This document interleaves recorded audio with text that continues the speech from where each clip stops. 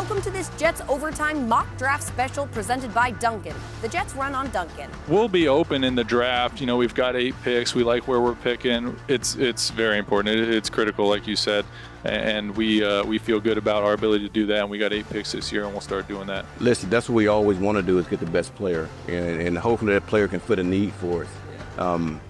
But I think what we try to do is make sure we try to align ourselves with, like, who are the best guys we can draft that'll help us be the best team that we can be. Now, we try to create that as much as possible, man. Just get as many good players as we can, and let us as a staff try to figure out what to do with them. Welcome to Jets Overtime. Our mock draft special is presented by Dunkin'. Eric Allen here in the studio, joined by Leger Douzable and Brian Baldinger. The time is almost upon us. What do you think about the Jets positioning there early at number 7 overall? Yeah, when you look at number 7 overall pick, it's an impact player. Look, some of the past players that were picked at number 7, Penei Sewell, Josh Allen, Adrian Peterson, all these guys were perennial All-Pro, Pro Bowlers. So they're in a good spot to get a game-changing player at the number 7 spot, but you want them to ultimately be an impact player right away. You think there's a game changer out there for the Jets? There is. He's a tight end from Penn State, Kyler Warren. I mean, let's just get it out there. Like, this is a guy that can improve the Jets in really 2 different ways. One, as a weapon for Justin Fields as they build this team around him and his skill set right now, and then also in the run game. I think he can be an excellent in blocker at the wide position, where he can really affect the strong side run game. All right, you guys aren't wearing hats today, but I'm going to ask you to put on your GM hats. And I want to talk about trades specifically. Do you envision a scenario where if you're Darren Mujier, you're like, I'm interested in actually going up? I don't see a scenario where the Jets potentially want to move up. Usually teams that want to move up into the top 10 are looking for a quarterback. They signed Justin Fields to a 2-year deal. They're going to give him every opportunity to be the future quarterback for the New York Jets. So that's usually the only scenario, EA, where you see a team potentially bought to move up in the top 10. How about number 5 overall, though? Maybe Jacksonville? Well, I mean, if you're going to go up to 5, and Jacksonville might be a willing partner, I mean, you got to have the conversation. But who are you going up for? Correct. Who are you making sure that you get that Jacksonville might take, or somebody else might jump in front of you? You got to do all your due diligence on what people want, but who is that player that somebody wants to go get to? What do the Jets want to get to 5 for? That's the question. Well, there's a certain defensive tackle from Michigan that you've been talking about for months now in Mason Graham. Well, when you look at it, though, the landscape, and me and Baldy talked about this earlier, this is probably one of the deepest defensive tackle classes that we've seen in the last 20 years. So you have to weigh that option when you talk about Mason Graham. How much better do you see Mason Graham being than Walter Nolan or some of these other guys, Kenneth Grant? And are you willing to give up future draft capital to move up? Right now, I don't think the Jets are in that ballpark just because this is a deep defensive tackle class. All right, so you're saying, both of you guys, extremely unlikely for the Jets to move up. How about moving down from number 7 overall, Baldy? Well, I mean, what are you giving up?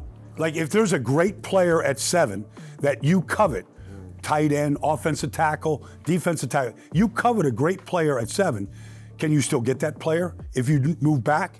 And who wants to come up to 7 to make sure they get that player? So there's a lot of moving parts that have to take place, but I wouldn't rule it out. It's just that if there's a great player the Jets really want at 7, why take a chance of losing that player just to add some extra picks? I'm always circling the quarterback needy teams on paper. There's a team 2 slots behind the Jets right now, the New Orleans Saints, that they could be in the quarterback conversation, and I wonder if they're going to start making calls early. Yeah, I'm so glad you brought that up because the Jets were in this scenario last year, right, when they were at the number 10 spot, and the Minnesota Vikings moved up 1 spot to get J.J. McCarthy because the Jets were fielding calls. So to Baldy's point, if there's a guy that you really covet and you're in love with, you take him at the number 7 spot. But when you look at your draft board and there's 2 guys that have probably the equal grade and you could get one of those guys at 9, then you see what it would take for the Saints to come up to the number 7 spot and what you would get in return. If it makes a lot of sense, you pull the trigger and you make the trade. But if there's somebody you truly covet, then you stay at the number 7 spot. To that point, you could go back potentially, but you got to find a dance partner. And maybe you don't want to move too far back because in terms of first-round grades, these guys, there are 32 first-round picks. That doesn't mean there are 32 first-round grades. And I don't believe there's anywhere near that in this particular draft. I think there's a lot of depth to this draft, especially at the running back, defensive line position. So I think when you're looking at the great players, the players I think, when you're talking about a perennial Pro Bowl player, I don't know that there's more than 10 or 12 of those players in this draft. And if you're in a position to take one that really helps your team in whatever capacity it is, I don't think you pass that up in this draft. I love talking trades, but for more on the prospects, here are Caroline Hendershot and Ethan Greenberg. Last year's debate for the Jets in the draft was playmakers versus protection. The same question applies this year with Penn State tight end Tyler Warren or Missouri tackle Armand Membu. Both popular picks to the Jets in mock drafts, but who should the team select if they're both available? I'm putting Brian Baldinger on the hot seat. And what about quarterbacks? We know Cam Ward and Shedeur Sanders will be off the board early, but there's players like Jackson Dart, Jalen Milroe, and Will Howard that can be NFL talents. Leger Douzable will give us the inside analysis of which developmental quarterbacks are worth taking after the first round. This segment is presented by Dunkin'. The Jets run on Dunkin'. Join the Jets for the annual draft party presented by Verizon on April 24th at 6:30 p.m. at MetLife Stadium. Redeem free tickets now at nyjets.com/draft party. The Jets draft party is supported by Cash App, Visa, Daily News, Dunkin', and Pepsi. Mock drafts this time of year, Baldy, they have two very popular names to the New York Jets at number 7 overall. One of them is Penn State tight end Tyler Warren, the Mackey Award winner from this past season, and the other is Missouri tackle Armand Membu, debatably the best tackle in this draft. So we're going to break this down. If they're both available when the Jets select at 7, who do you choose and why? You know, Ethan, normally I go build through the trenches and fix the trenches. But in this case, Tyler Warren is such an interesting prospect, with such an upside, and knowing that Justin Fields needs playmakers around him. I'm taking Tyler Warren from Penn State. I've been around him. I met him at the Penn State Pro Day a couple weeks ago. Like, he's got a presence about him. He is a beast with the ball in his hands. He can be your wildcat quarterback, short yards, goal line. And I think he's an excellent inline blocker, which helps your strong side run game. Okay, so with Tyler Warren helps in the pass game and the run game, your decision to go Warren over Membu, was that swayed at all by the construction of the Jets roster, or do you just think Warren's a better prospect? I think Warren is just a better prospect. So I'm doing best player available. I think Warren at tight end over Membu at offensive tackle right now is a better prospect with a higher upside of what he can be in this business. But Membu's still a very talented prospect. No question about it. And he's going to get drafted high. He might be the first or second offensive tackle taken in this draft with another. I think there's a lot of room to grow for Membu right now. And Membu played right tackle at Missouri. But let's say the Jets go Warren in this scenario. Who are tackles that are available for the Jets in day 2, and vice versa? If the Jets go with a guy like Membu, tight ends available on day 2. Well, I like Josh Connerly at Oregon, who's been the left tackle on a really good, successful program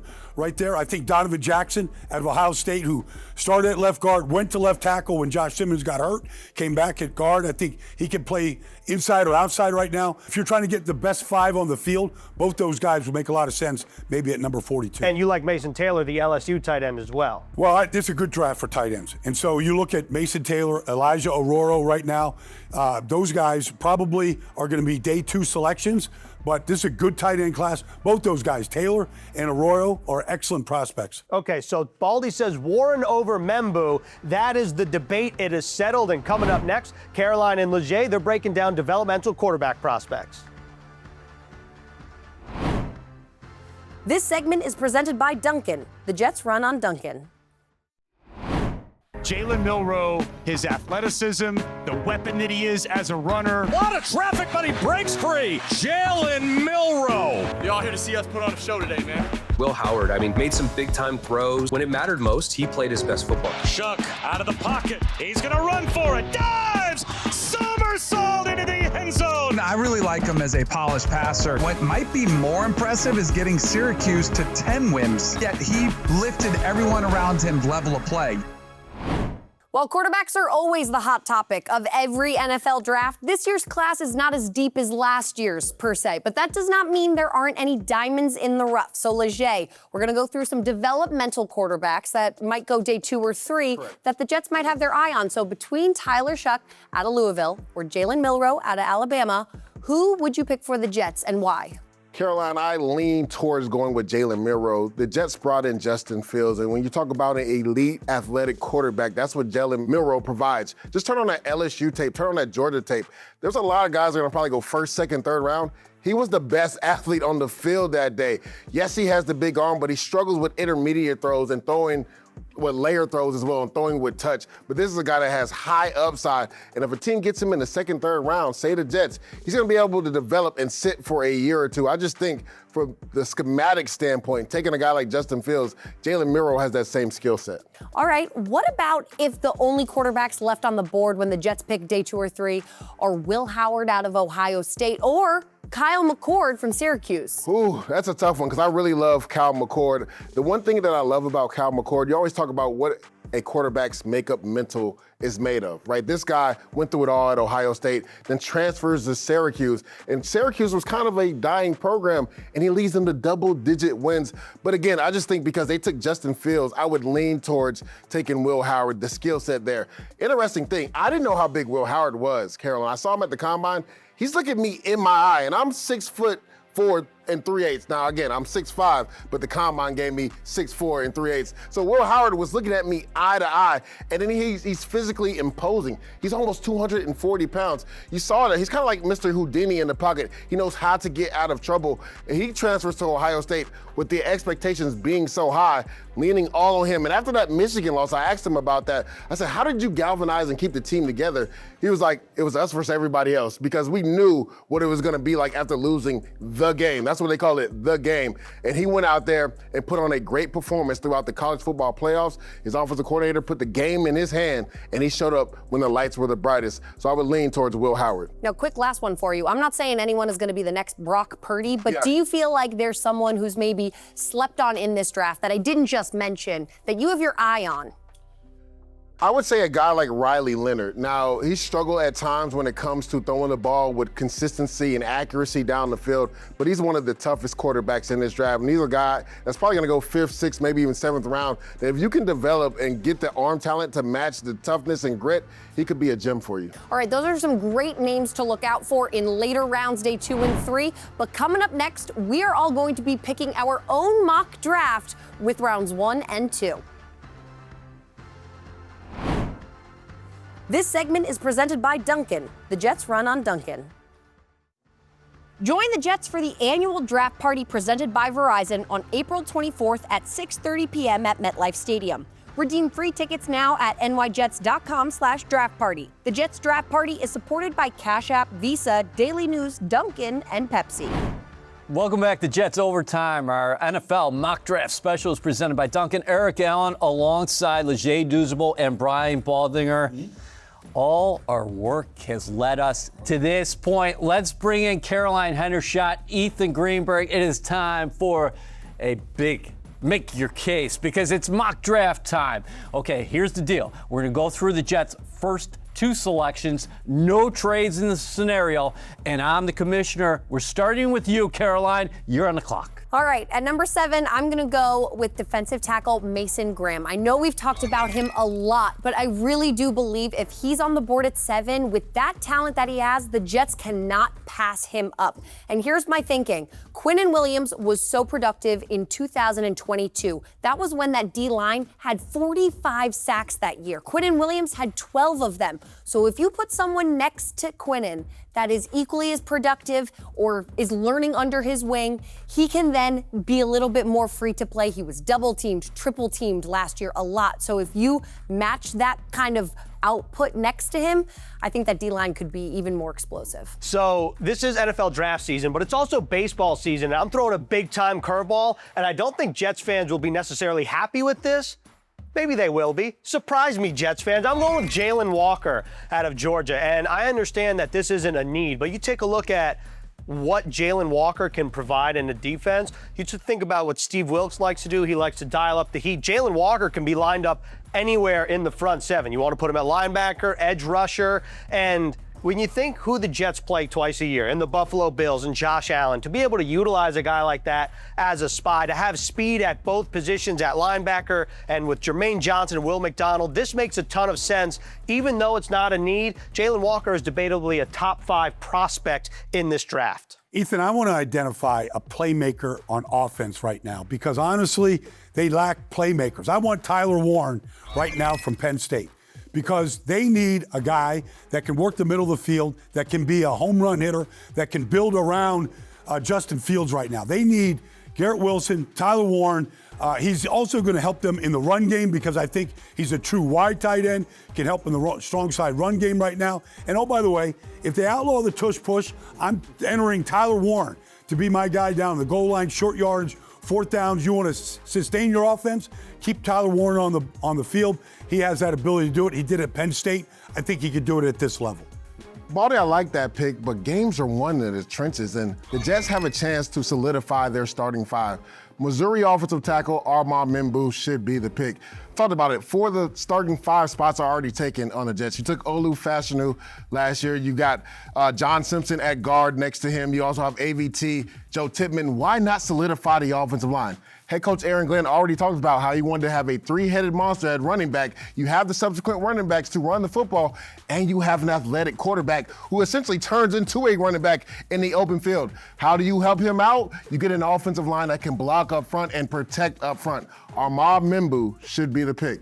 Good minds think alike. Yeah. I'm going in the trenches as well. LSU tackle Will Campbell. Let's look how the Lions rebuilt their roster. They started with the offensive line. Campbell is 6'6", 319 pounds. He's an outstanding run blocker. Sure, he's got short arms, but he's a pit bull and he's got heavy hands. Okay, we're moving on quickly to round 2. Number 42 overall, Caroline is back on the clock. All right, I went D-line with my first pick. I'm going O-line with my second pick. I'm going with tackle Kelvin Banks out of Texas. And I know people are yelling he's only ever played left tackle, but that's okay because the level of play that he performs with is undeniable. You need him on the line, and then you can reshuffle your O-lineman after that. He was the 2024 Outland Trophy and Lombardi Award winner for the nation's best lineman. So you want that kind of production. He also only allowed 30 quarterback pressures and 4 sacks in over 1,300 snaps. Kelvin Banks is going to be a New York Jet. I was debating what position on offense I want to go with, and after going best player available, this to me goes back to what we were talking about in the first show about the Jets' biggest need. I'm going tight end, LSU's Mason Taylor. You think about the size profile, very similar to that of Sam Laporta, whom the Lions drafted a couple years ago at the top of round 2. Now, Mason Taylor is LSU's all-time leader at tight end in terms of receptions, in terms of receiving yards. The Jets need a tight end. I think it makes a lot of sense. And even though he doesn't have a ton of stats, I do think that the athletic profile is there and could be somebody that Justin Fields can utilize in the passing game. As the only offensive lineman on the set here, I've heard everybody talk about offensive line. It's now time to really, hone in right here. I think Josh Conerly from Oregon makes a lot of sense. Position flexibility, offensive guard, offensive tackle right here. He's been the left tackle at Oregon on some really good teams, but it's a position of need to finish and build this offensive line. A young prospect that can play tackle, can play guard, depending on what you want to do right now. Get your best 5 out there. Josh Conerly makes a lot of sense to me. Will Baldy, in the first round, I attacked the offensive line position. I'm a defensive player. Did you not think I was going to put a defensive player in the second round? And this is also a position in need, the safety position.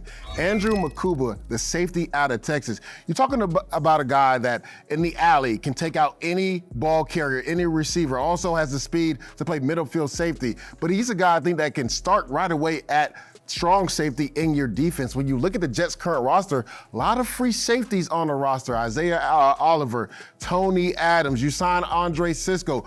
All 3 of these guys have played free safety. You need somebody in the box that can help in the run game. Andrew Makuba is your guy. Let's flip it to the offensive side of the ball. How about wide receiver Jaden Higgins out of Iowa State. I'm getting some size on the outside, and Higgins has a 6'7" wingspan. He's 6'4", 214 pounds, and he's got 4.47 speed. He had 140 receptions the last 2 years, averaged 15.5 yards a reception, and had 15 touchdowns. The 2025 NFL Draft is around the corner, and it's a first draft for Jets GM Darren Muji and head coach Aaron Glenn. It's finally time for takeoff.